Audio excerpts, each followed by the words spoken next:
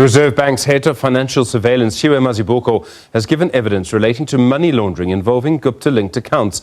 Mazibuko told the State Capture Commission there was no justifiable reason for payments by Transnet into a Homix account. He testified that large sums of money made their way to Homix and were immediately transferred to other Gupta-linked business accounts. The State Capture Commission continues to hear evidence relating to wrongdoing at Transnet. Shiwa Mazibuko testified that large sums of money were paid into the Homix account from various SOEs, including Transnet. He said prior to March 2014, the account was dormant. The Gupta-linked company then started receiving a number of deposits equating to over 600 million rand. Mazibuko says one of the payments came from telecommunications company Neotel.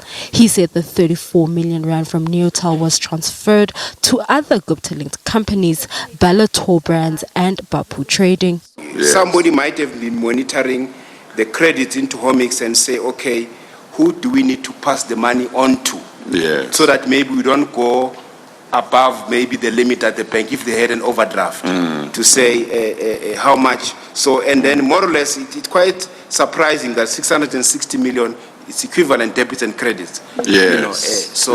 Yes, and over the same period as well. Yes. The Commission also heard the evidence of former Transnet Group Chief Information Officer Makano Musidi.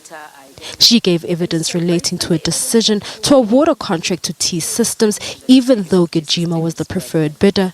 She testified that National Treasury later instructed the Transnet board to rescind the decision to award to T-Systems and to award to Gijima.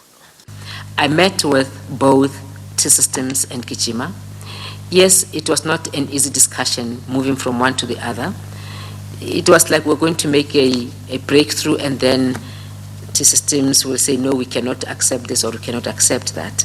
But also I think what started being of a concern to me is how it was beginning to be construed to be somebody soliciting a bribe or something that is not correct.